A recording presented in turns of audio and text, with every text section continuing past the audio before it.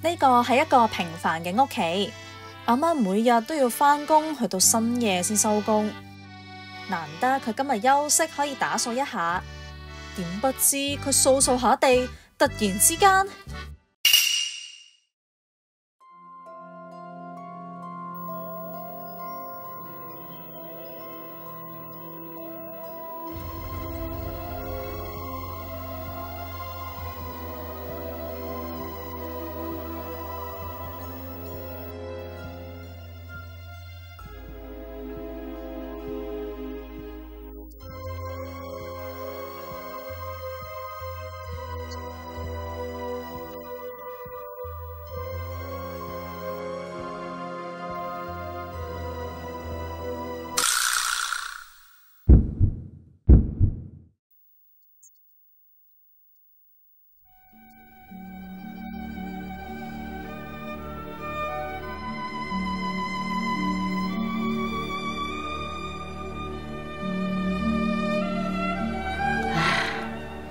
點解搞成咁㗎？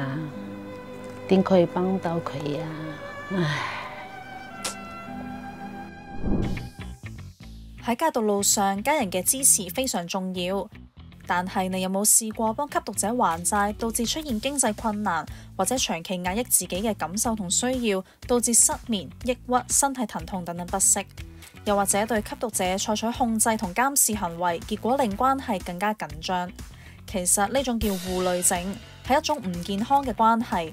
家人用盡一切方法，將所有事情都攬上身，希望幫吸毒者停止吸毒，結果家人就忽略咗自己，承受巨大嘅情緒同壓力。另一方面，吸毒者就唔需要承擔吸毒造成嘅後果，其實係無助佢哋面對真正嘅問題。所以建立健康嘅關係同界線非常重要，家人必要時都可以尋求戒毒服務嘅協助。